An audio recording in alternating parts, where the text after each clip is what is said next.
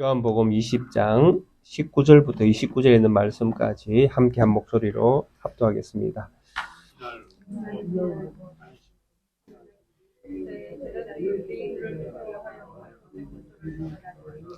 예수께서 오사 가운데 서서 이르시되 너희에게 평강이 있을지어다. 이 말씀을 하시고 손과 옆구리를 보이시니 제자들이 주를 보고 기뻐하더라. 예수께서 또 이르시되 너희에게 평강이 있을지어다. 아버지께서 나를 보내신 것 같이 나도 너희를 보내노라. 이 말씀을 하시고 그들을 향하사 숨을 내쉬며 이르시되 성령을 받으라. 너희가 누구의 죄든지 사하면 사하여질 것이요 누구의 죄든지 그대로 두면 그대로 있으리라 하시니라. 12제자 중의 하나로서 디두모라 불리는 도마는 예수께서 오셨을 때에 함께 있지 아니한지라. 다른 제자들이 그에게 이르되 우리가 주를 보았노라 하니 도마가 이르되 내가 그의 손에 못자국을 보며 내 손가락을 그 못자국에 넣으며 내 손을 그 옆구리에 넣어보지 않고는 믿지 아니하겠노라 하니라. 여대를 지나서 제자들이 다시 집안에 있을 때에 도마도 함께 있고 문들이 닫혔는데 예수께서 오사 가운데 서서 이르시되 너희에게 평강이 있을지어다 하시고 도마에게 이르시되 네 손가락을 이리 내밀어 내 손을 보고 네 손을 내밀어 내 옆구리에 넣어보라. 그리하여 믿음 없는 자가 되지 말고 믿는 자가 되라. 도마가 대답하여 이르되 나의 주님이시요 나의 하나님이시니이다. 예수께서 이르시되 너는 나를 본 거로 믿느냐 보지 못하고 믿는 자들은 복되도다 하시니라. 아멘. 지난 주간에 이어서 참으로 우리가 살고 있는 우리의 시대에 누가 과연 복된 사람인가, 그리고 참 복이 무엇인가 하는 이 문제, 그리고 특별히 29절에서 우리에게 말씀하고 있는 너는 나를 본 거로 믿느냐 보지 못하고 믿는 자들은 복되다라고 말씀하시는 이 말씀의 진정한 의미가 무엇인지를 우리가 좀 더 세밀하게 살펴보고자 합니다. 그래서 우리가 정말 믿음이 없는 자가 아니라 믿음이 있는 자가 되어지고, 또 우리에게 주신 이 믿음이 실체가 무엇인지, 그리고 우리가 살고 있는 우리의 어떤 시대에 지금 이 시대의 지금 이 상황, 이 속에서 우리가 믿고 있는 이 믿음이 무엇을 말하고 또 무엇을 우리에게 말씀해주고 있는지 분명한 그 성경의 의도를 깨닫고 우리가 우리의 믿음에 대한 본질들을 분명하게 이렇게 가질 수 있는, 그래서 궁극적으로 우리가 믿음이 없는 자가 아니라 믿는 자가 되는 것이 얼마나 복된가 하는 것을 우리가 확인하는 그런 시간들이 되기를 원합니다. 지난 시간에는 그 민수기 11장에 있는 말씀과 또 사도행전에 있는 말씀을 통해서 궁극적으로 모세가 예언했던 그것이 이루어지는 것이 궁극적으로 보지 않고 믿는 이런 시대가 열렸음을 말씀해주는 하나의 어떤 성경이 가지고 있는 큰 줄기 가운데의 핵심이 그것인 것을 말씀을 드렸습니다. 그래서 이번 시간에 좀 더 구체적으로 구약에서 성령이 하셨던 어떤 사역들 가운데에 특별히 이것을 증명할 수 있는 것들을 통해서 좀 더 말씀의 어떤 그 본질적인 부분들을 좀 더 확정하기를 원합니다. 왜 그러냐 하니까 이 성령에 대한 잘못된 오해가 신앙생활 하는데 참 많은 방해를 주는 것 같습니다. 우리가 살고 있는 우리의 시대에 성령의 사역이 참 교회 안에서는 개인적인 체험으로 좀 많이 이렇게 둔갑되어져 있는 경향이 많습니다. 그래서 성령을 개인이 받는 것처럼 이렇게 오해를 해서 성령 받으면 뭔가 자기에게 은사가 생기고 또 그 성령의 역사함으로 말미암아 자기가 뭔가 할 수 있는, 또 해낼 수 있는, 또 꿈을 꾸게 되어지는 이런 어떤 상황까지 나아가서 개인적인 체험으로 이렇게 성령을 오해하는 경향이 참 많습니다.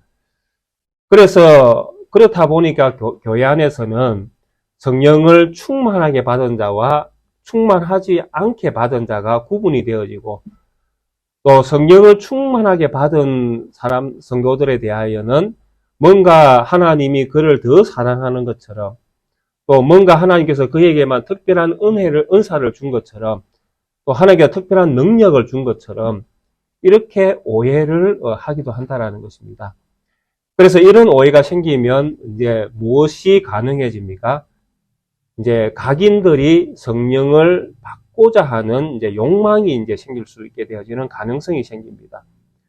그래서 이런 욕망이 이제 삭트기 시작하면 이제 또 무엇이 또 교회에서 일어날 수 있습니까?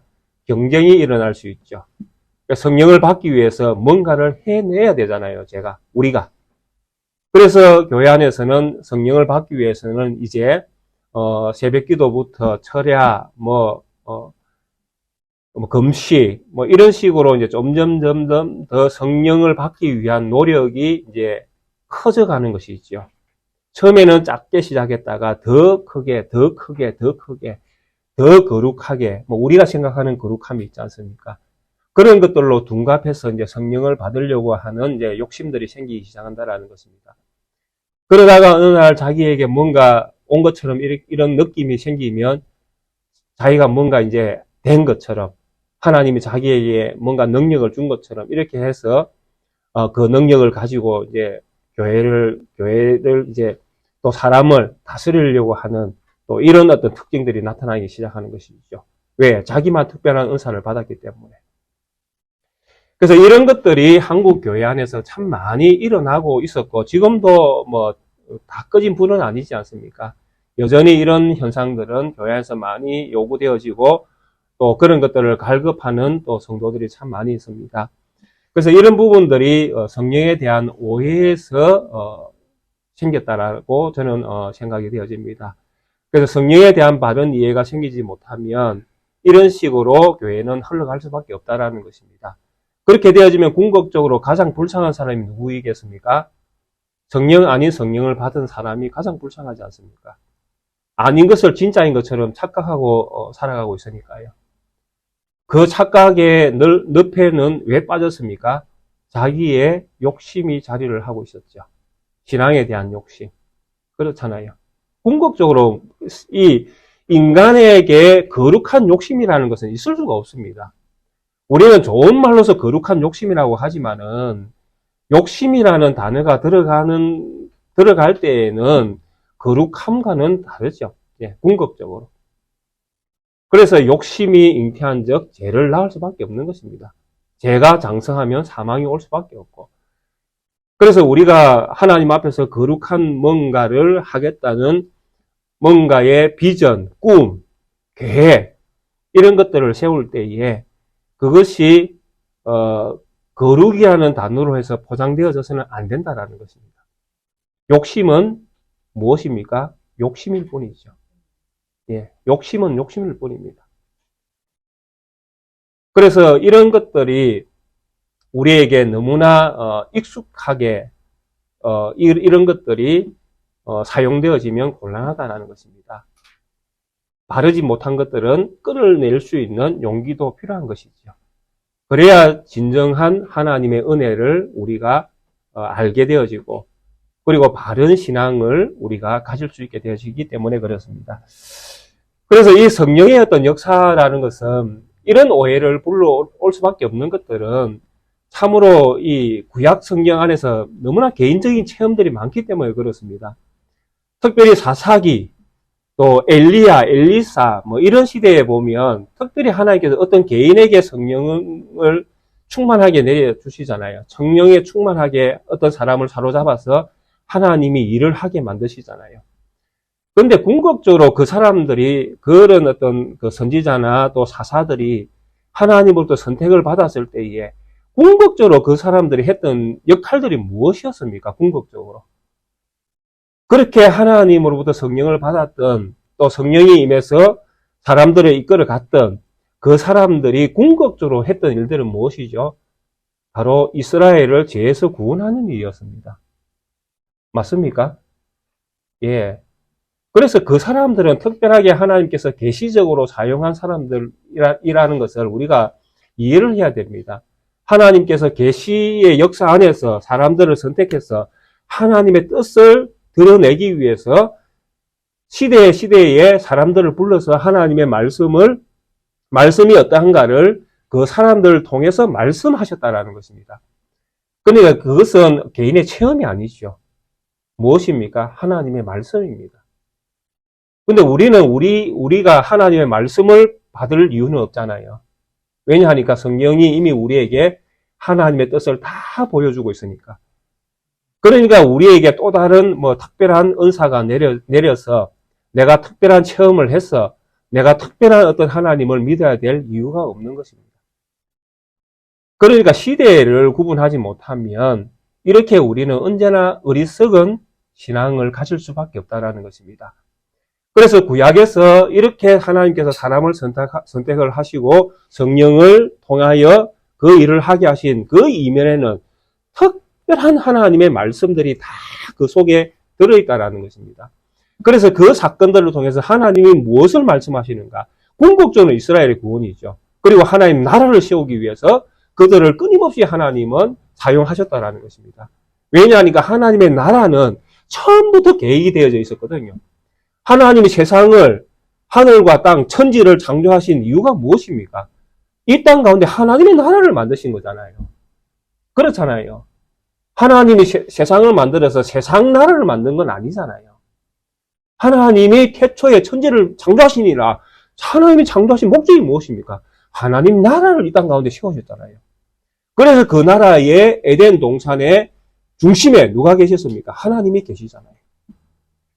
그래서 에덴에서부터 내려오는 그 물들을 통해서 에덴 동산을 적시게 하시고 그 만물들이 다 소생케 하고 그리고 하나님의 신은 수면 위에 생명을 불어넣고 계시고 그러니까 온 천지의 태동과 함께 하나님의 영은 이 세계, 하나님께서 만드신 세계에 하나님의 영을 끊임없이 부으셨다는 것입니다. 왜? 하나님의 영이 생명이니까요. 하나님의 영이 생명이잖아요. 성령.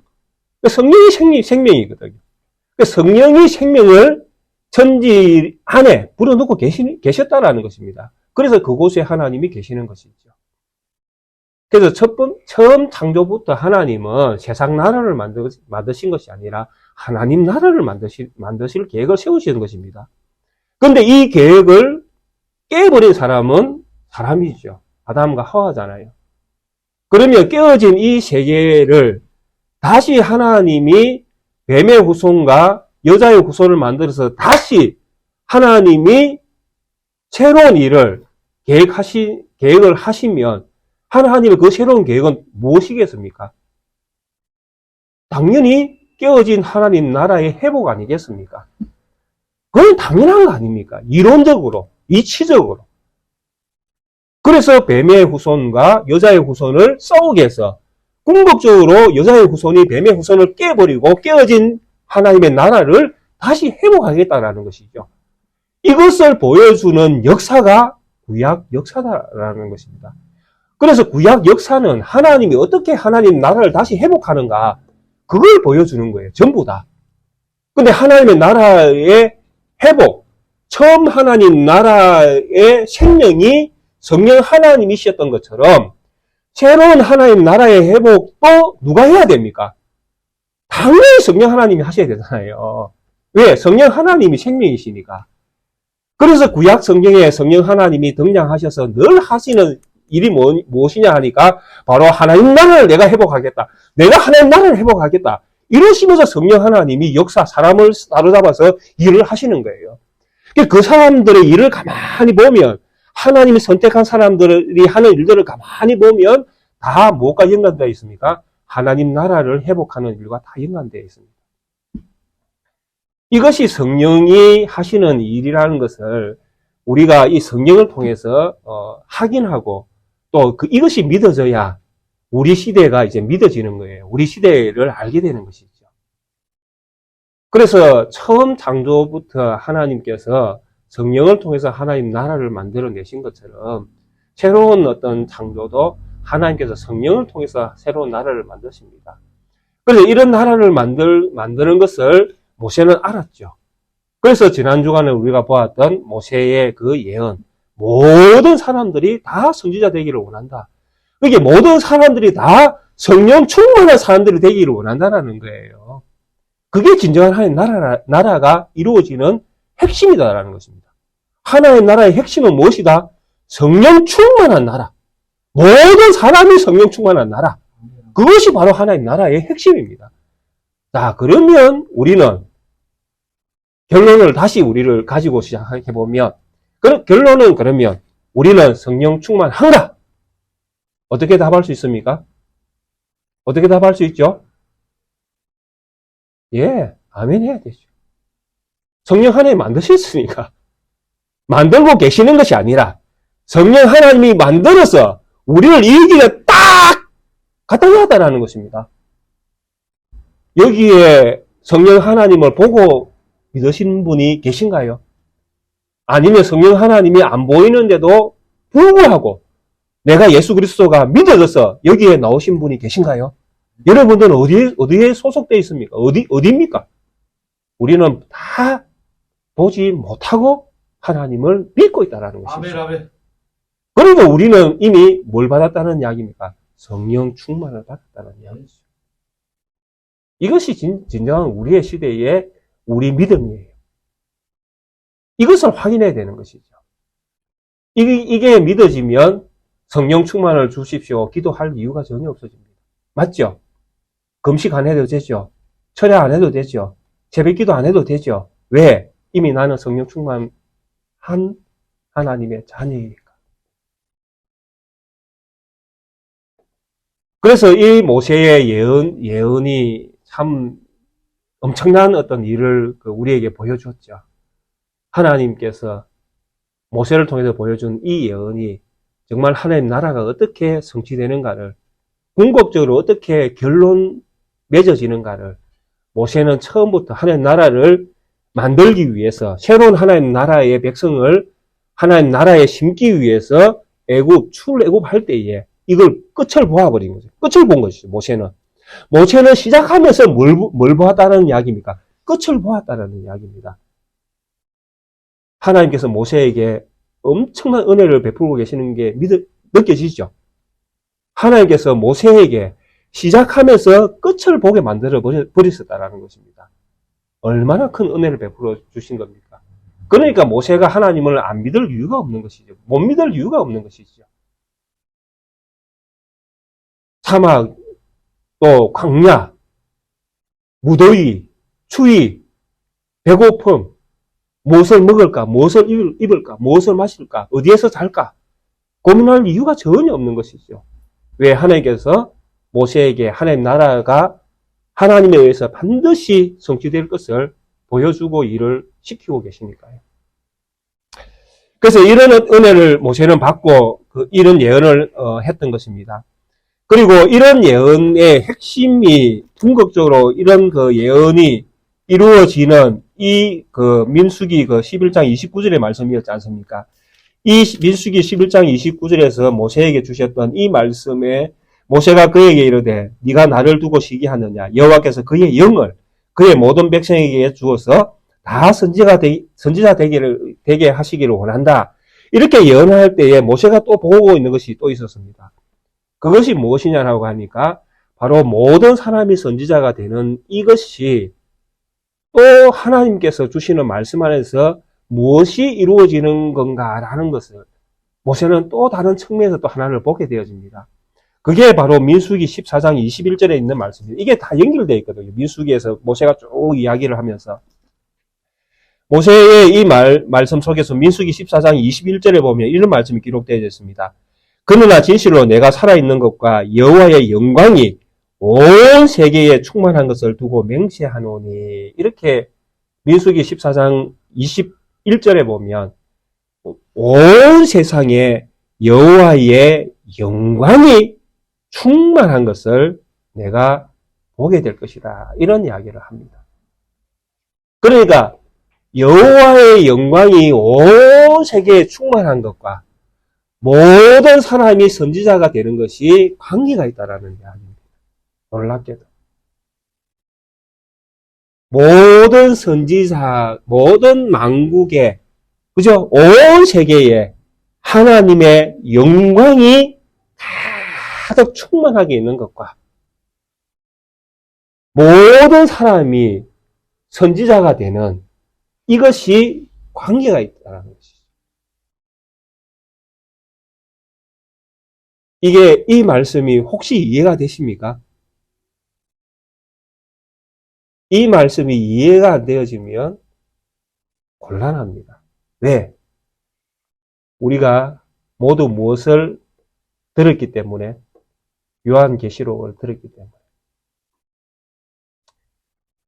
기억나십니까? 요한계시록 마지막에 하나님께서 새 예루살렘을 보여주시면서 새 예루살렘의 안에 무엇이 가득한 것을 보여주셨습니까? 새 예루살렘 성 안에 무엇이 가득했죠? 여호와의 영광이. 기억나십니까? 예, 새 예루살렘 성에 여호와의 영광이 가득했잖아요. 자, 민수기의 이 말씀이 이어지십니까? 이어지십니까? 그러니까 모든 사람이 선지자가 되는 것은 모든 사람에게 여호와의 영광이 가득하게 되어지는 것과 같은 말씀이다라는 이야기입니다. 새 예루살렘 성은 건물이 아니었잖아요. 새 예루살렘 성은 건물이 아니라 무엇을 말했습니까? 성도들의 모임을 이야기했잖아요. 교회. 그 교회에 무엇이 가득했습니까? 여호와의 영광이 가득했죠. 그 성도들에게 성령이 충만한 것과 성도들에게 여호와의 영광이 가득한 것이 같은 말씀이다라는 것이죠. 이해가 되십니까? 이해가 되셔야 되죠. 예. 그래서 우리 속에는 지금 누가 계시는 것입니까? 여호와의 영광이 계시는 것이죠. 그래서 하나님께서 우리에게 말씀하시잖아요. 너희들은 세상의 무엇이다? 빛이다. 너희들은 세상의 소금이다. 우리가 왜 세상의 빛이고 왜 우리가 세상의 소금입니까? 우리 속에 여호와의 영광이 가득하니까요. 그래서 세상은 우리를 통해서 우리를 보는 것이 아니라 누구를 보아야 된다라고 말씀합니까? 하나님을 보아야 된다고 말씀하시는 것이죠. 우리 속에 있는 여호와, 우리 속에 있는 하나님, 우리와 함께 하시는 하나님, 그 하나님을 세상 사람들은 우리를 통해서 보아야 된다는 이야기죠. 그게 우리가 빛이고 소금인 거예요. 우리의 겉모습, 우리의 어떤 자랑할 만한 어떤 품위, 지식, 지혜로, 그것이 우리의 영광이 아니고 우리의 모습이 아니잖아요. 우리의 모습은 하나님을 닮아 있는 것이죠. 하나님을 표현해낼 수 있는 것. 그것이 하나님의 영광 아니겠습니까? 그래서 민수기에서 보았던 이 모든 사람이 선지자가 되는 것과 모든 만국 안에, 모든 세계 안에 여호와의 영광이 가득한 것은 궁극적으로 같은 말씀이었다는 것입니다. 그것을 우리는 요한계시록에서 확인을 이미 했었고요. 그래서 이런 나라를, 이런 세계를 누가 만들어낸다라는 것입니까? 성령이 만들어내시는 것이죠. 그래서 이 성령이 만들어내시는 이런 세계를 성경에서는 하나님의 나라라고 부르고 있습니다. 그래서 하나님 나라를 만들기 위해서 성경은 끊임없이 사람들을 선택을 하셨죠. 하나의 나라의 구성원으로서 하나님은 끊임없이 선택을 이어 오셨다라는 것입니다. 그래서 아브라함을 선택하고, 아브라함 이전에는 뭐 누굽니까? 노아도 있었고, 그죠? 아벨도 있었고, 하여튼 하나님의 그 선택을 받은 그 계보들이 쭉 있지 않습니까? 아브라함, 이삭, 야곱, 하나님 나라를 만드는 또 다윗, 뭐 수많은 어떤 그 사람들을 통해서 하나님의 나라를 만들고 계시는 것을 끊임없이 성경을 통해서 말씀을 하셨다라는 것입니다. 그런 성경 말씀 가운데에 끊임없이 등장하시는 분이 누구십니까? 바로 성령 하나님이 등장하셨다라는 것입니다. 그래서 우리가 잘 알고 있는 그 역대상 12장에 보시면, 다윗이 이스라엘과 또 유다의 왕이 되어졌을 때 수많은 사람들이 다윗에게로 몰려옵니다. 그래서 다윗의 어떤 세계로 몰려와서 다윗의 편에 서기를 간절히 원하는 그런 어떤 시대가 열렸습니다. 그래서 역대하 12장 18절에 보면 이렇게 말씀이 기록되어 있습니다. 그때 성령이 30명의 우두머리 아마새를 감사시니 이르되 다윗이여 우리가 당신에게 속하겠고 이새의 아들이여 우리가 당신과 함께 있으리니 원하건대 평안하소서. 당신도 평안하고 당신을 돕는 자에게도 평안이 있을지니 이는 당신의 하나님이 당신을 도우심이니이다 한지라 다윗이 그들을 받아들여 군대의 지휘관으로 삼았더라. 다윗이 이스라엘과 유다를 다스리는 진정한 왕이 되었을 때에 아마세의 그 군사들이 우두머리 30명이 돌아와서 다윗에게 우리는 다윗 편에 서겠습니다라고 자진해서 이렇게 그 굴복하는 이런 일들이 일어납니다. 근데 이것을 누가 하셨다라고 말씀하시는가 하면 성령이 이렇게 말씀합니다. 성령이 왜 아마세의 그 30명의 그 우두머리를 왜 다윗의 군대 장관 되도록 다윗의 편에 서도록 하셨습니까? 바로 다윗에게 약속하셨던 하나님 나라를 만들기 위해서죠. 이해가 되십니까? 그래서 성령께서 이런 우두머리들을 30명을 다윗에게 탁 붙도록 만드시는 것도 누구를 위해서? 하나님 나라를 위해서 했다라는 이야기입니다. 다윗을 위해서 한 것이 아니라 다윗을 통해서 이루기를 원했던 하나님의 나라. 열왕기하 7장에 이미 약속하셨던 네 나라를 영원토록 네 왕조를 내가 이어주겠다 약속하셨던 그 나라를 만들기 위해서 하나님은 때를 따라 성령을 통해서 다윗의 나라를 세우기 위해서 하나님 나라를 세우기 위해서 사람들을 선택했다라는 것입니다. 그리고 역대상 28장 12절에 보면 성령 하나님께서 특별히 성전을 짓는 설계도면을 쫙 두십니다. 성전을 짓는 설계도면은 그것을 통해서 뭘 하기를 원하시는 것입니까? 예. 다윗의 나라에 성전이 세워지는 것은 하나님 나라가 거기에 딱 세워지는 거잖아요. 그래서 성령 하나님께서 성전을 세우도록 설계도를 주신 것도 다윗의 나라를 세우기 위한, 궁극적으로 하나님 나라를 세우기 위한 어떤 그 방식으로 하나님께서는 성전 건축을 위해서 다윗을 통해서 설계도면까지 하나님께서 모든 성령의 어떤 역사하심으로 성전의 어떤 설계도면까지 상세하게 성령으로 가르쳐 주셨다라는 것입니다. 왜? 다윗의 나라를 세우기 위해서죠. 그리고 이사야 32장에 보면 이스라엘이 참 하나님의 말씀을 잘 안 듣잖아요. 뭐 사람들이 뭐 하나님의 말씀을 제대로 믿고 또 이렇게 따르는 순종하는 이런 부분들은 뭐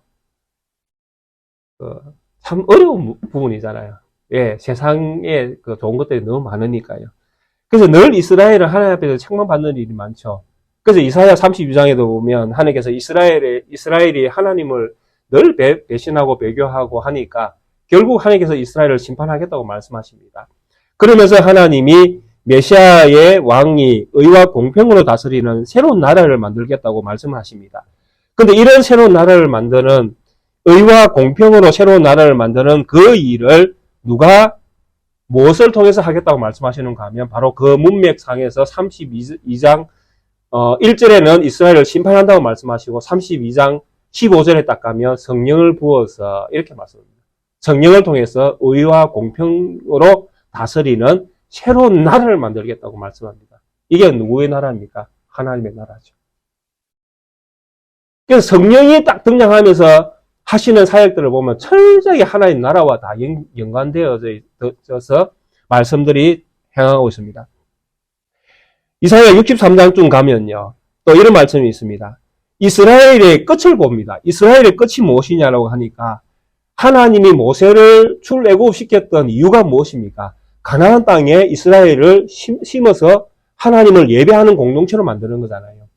그래서 가나안 땅의 정착이라는 것은 이제 하나님 나라가 세워지는 것입니다. 그런데 이런 하나님 나라를 세워지는 이런 일들을 했는데 가나안 땅에 들어가서 여호수아 때 가나안 땅에 들어갔지만은 이스라엘 백성은 가나안 땅에 정착을 못하고 또 쫓겨나잖아요. 사사기에서 끊임없이 쫓겨나잖아요. 그런 이유가 무엇이었습니까? 바로 이스라엘이 하나님을 믿지 않았기 때문이죠. 그래서 인간 세계에서는 끊임없이 인간의 노력으로 하나님의 나라를 만들어내는 것이 얼마나 불가능한가 하는 것을 성경은 끊임없이 보여줍니다.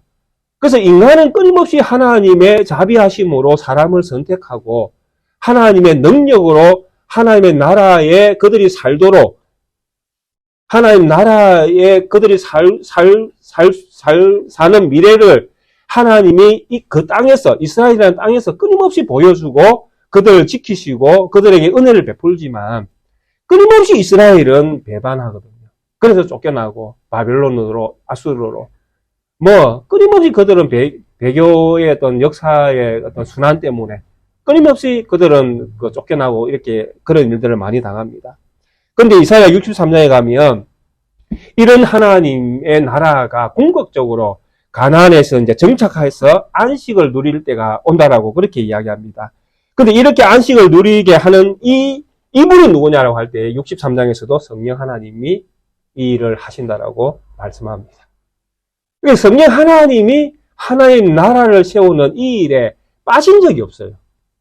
끊임없이 성경 가운데에 성령이 등장하는 그 문맥 속에서는 끊임없이 성령 하나님이 출애굽을 완성시키시는 하나님, 다윗의 나라를 세우시는 하나님, 이 하나님 나라를 세우는 왕이죠.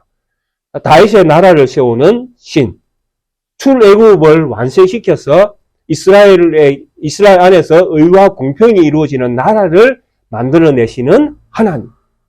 이 하나님이 성령 하나님이신 것을 끊임없이 성경은 말씀을 했다라는 것입니다. 자, 그러면 궁극적으로 이제 우리가 구약 성경이 끊임없이 이 이야기를 했으면 신약에 와서 성령 하나님이 이제 이 일을 해내신다라는 것이죠. 그래서 이 일을 해내는 이 말씀이 우리가 읽었던 이 요한복음 21장에서 이제 우리가 읽었던 요한복음 20장에서 이제 등장을 하는 것이죠. 근데 20장에서 그냥 등장하는 것이 아니라 이것을 말씀하기 전에도 이미 하나님은 예수님은 끊임없이 이스라엘 안에서 이 일이 일어날 것을 말씀해 주셨다는 것입니다. 이 일이 일어날 때에 너희들은 믿어야 된다. 이 일이 일어날 때에 너희들은 알아야 된다. 이 일이 일어날 때에는 그가 온 줄 너희는 믿어야 된다. 그러면서 구약에서 말씀하셨던 이 일을 이루시는 분이 오게 되어지면 그래서 새로운 나라가 열려서 이제 하나님 나라가 딱 생기는 것입니다. 그래서 하나님 나라가 딱 생겼다라는 것을 이제 믿어야 되죠. 궁극적으로. 왜냐하니까 그런 나라가 세워지는 것이 구약에 있는 엄청난 말씀들을 통해서 이미 말씀을 해놓았기 때문에 그런 시대가 오면 이제 믿는 것 밖에는 다른 방도가 없는 것입니다. 약속이 이미 되어 있으니까요. 우리가 믿는 것은 아무것도 없는 데서 믿는 것이 아니라 약속을 따라 믿는 것이잖아요.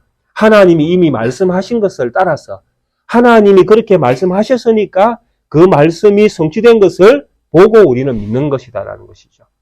그래서 약속을 따라 우리가 믿게 되어지는 이 말씀들 때문에 구약에서 증언하셨던 이 말씀들의 마지막에 오게 되어지면 우리에게는 믿어야 되는 시대가 열리는 것입니다. 그래서 예수님께서 요한복음 14장에 보시면 이미 그분이 예수님께서 이제 하나님 나라로 올라가실 것을 말씀하시면서 끊임없이 구약에서 말씀하셨던 그분이 올 것을 말씀을 하셨습니다. 그래서 요한복음 14장 26절에도 보면 내가 아직 너희와 함께 있어서 이 말을 너희에게 하였거니와 보혜사 곧 아버지께서 내 이름으로 보내실 성령 그가 너희에게 모든 것을 가르치고 내가 너희에게 말한 모든 것을 생각나게 하리라.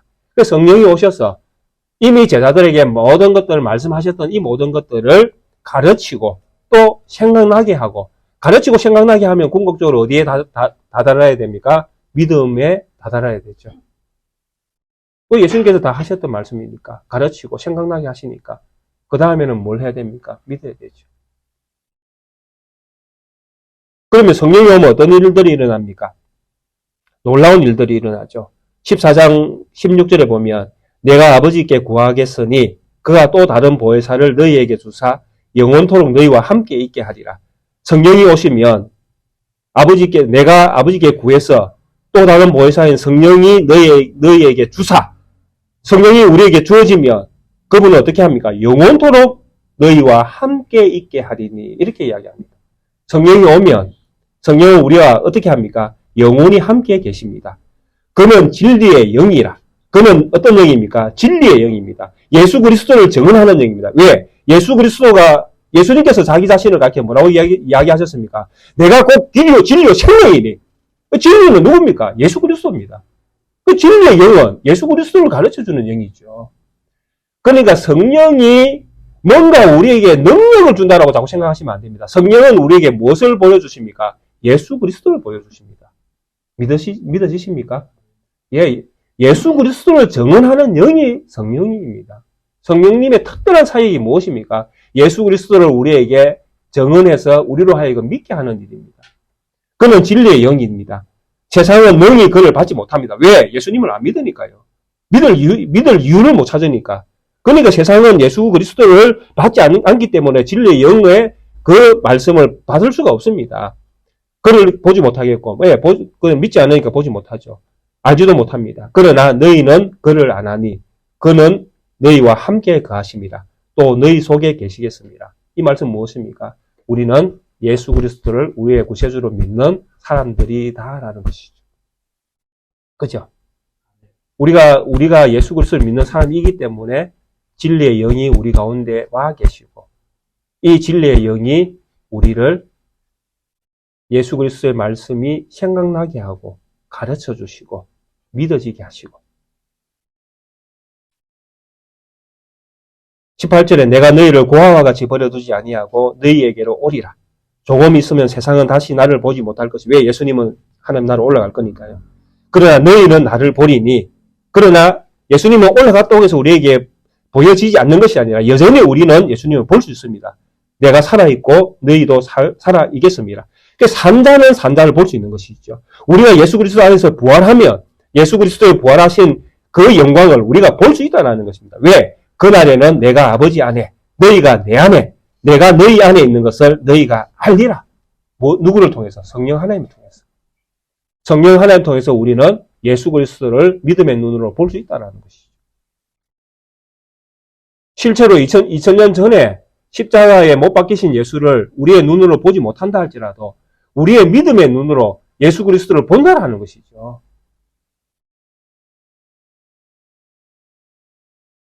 성령이 오실 때에 우리 안에 우리가 아버지 안에, 예수님이 우리 안에, 우리가 예수님 안에 있는 이런 시대가 열린다고 성경은 우리에게 말씀합니다. 그러면서 이런 시대가 열리기 때문에 즉 성령 하나님이 하나님 나라를 완성시키는 그런 시작을 열어 놓으시니 우리가 그 속에 들어가는 그런 시대가 열렸다라는 것이죠. 이런 시대를 성경이 표현할 때에 보지 않고 믿는 자가 복이 있다. 이렇게 말씀하시는 거예요. 그게 보지 않고 믿는 자가 복이 있다라는 이 말씀은 성령 하나님이 하나님 나라를 시작하셨다라는 말씀입니다. 그리고 시작했으니까 여기에 들어가는 사람이 생기는 것이죠. 그 생기는 사람은 누구입니까? 시대를 따라서 예수 그리스도를 믿게 한 모든 사람들이죠.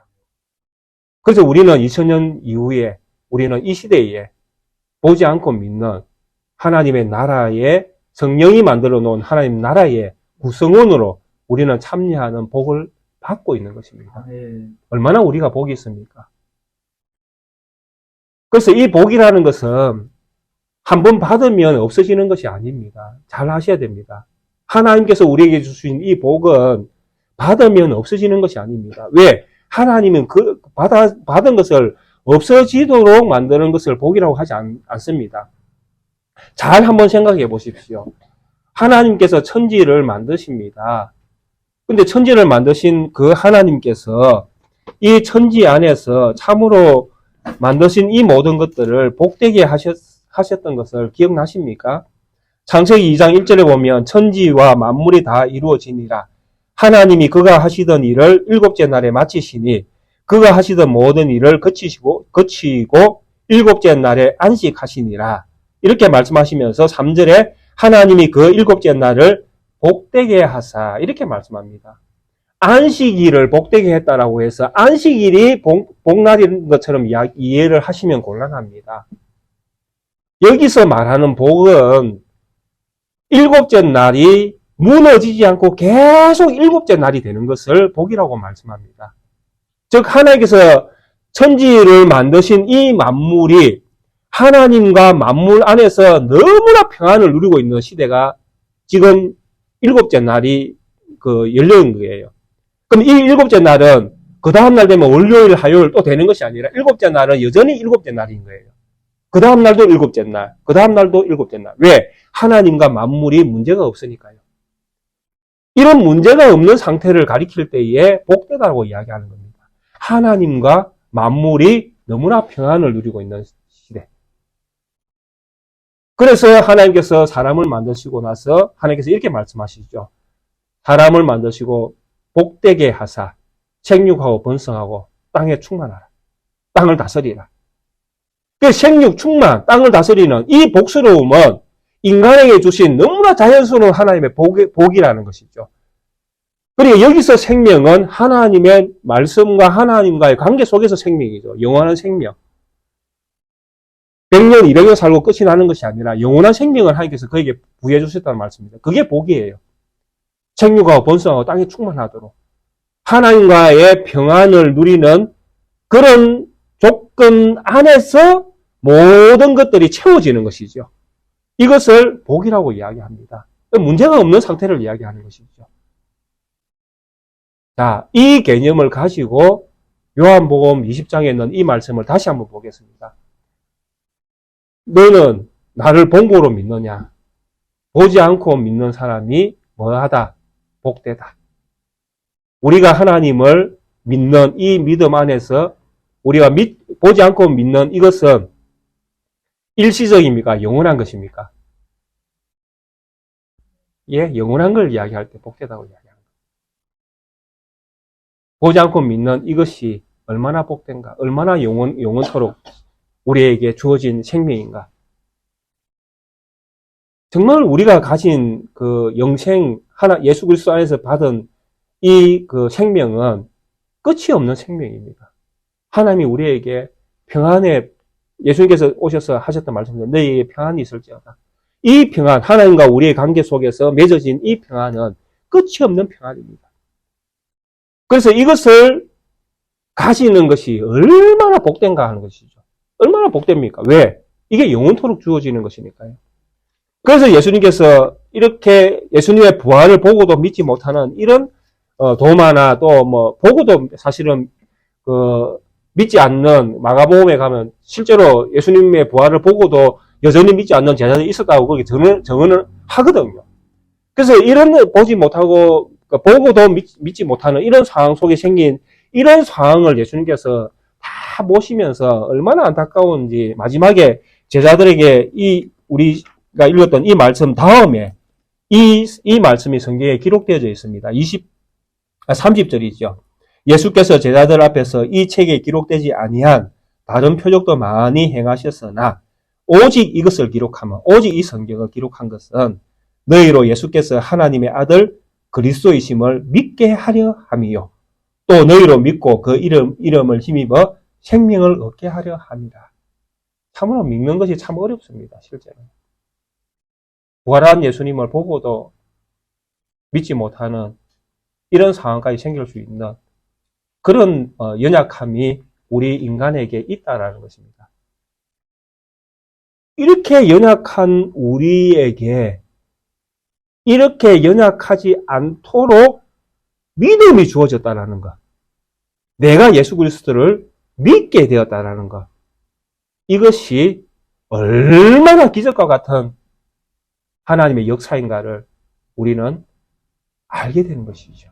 아니, 우리의 믿음이 얼마나 하나님의 계획이고 하나님의 뜻이고 하나님이 하신 작품인가를 우리 스스로에게 얼마나 큰 복을 하나님께서 주셨는가를 우리가 알게 되어지는 은총이 바로 이 말씀에 다 들어있는 것이죠.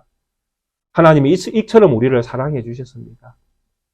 그래서 우리는 이렇게 하나님의 사랑을 받아서 하나님을 보지 못하고도 우리는 하나님을 믿는 데까지 나아간 성령 하나님이 만드신 새로운 나라의 한 구성원으로 우리 자신들이 참여를 하고 있습니다. 이 복을 하나님께서 우리 사랑하는 모든 성도님들에게 주셨습니다.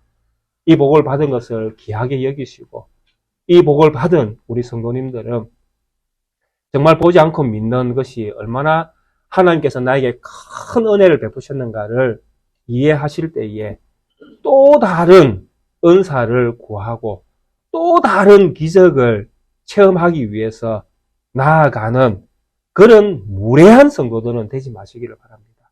하나님이 이미 하나님이 충분하게 우리 모두에게 은사를, 은혜를, 하나님의 영원한 생명을 하나님은 우리에게 값없이 주셨습니다. 그것으로도 충분하지 않나요? 그 믿음 안에서 여러분들이 하나님의 사랑 안에서 자라가면 하나님은 여러분들을 더 아름답게 여러분들의 인생을 채워내실 것입니다. 하나님의 은혜 안에서 이런 복을 누리는 우리 모든 성도님들 되시기를 주의 이름으로 축원드리겠습니다. 함께 찬송가 187장을 찬양드리도록 하겠습니다.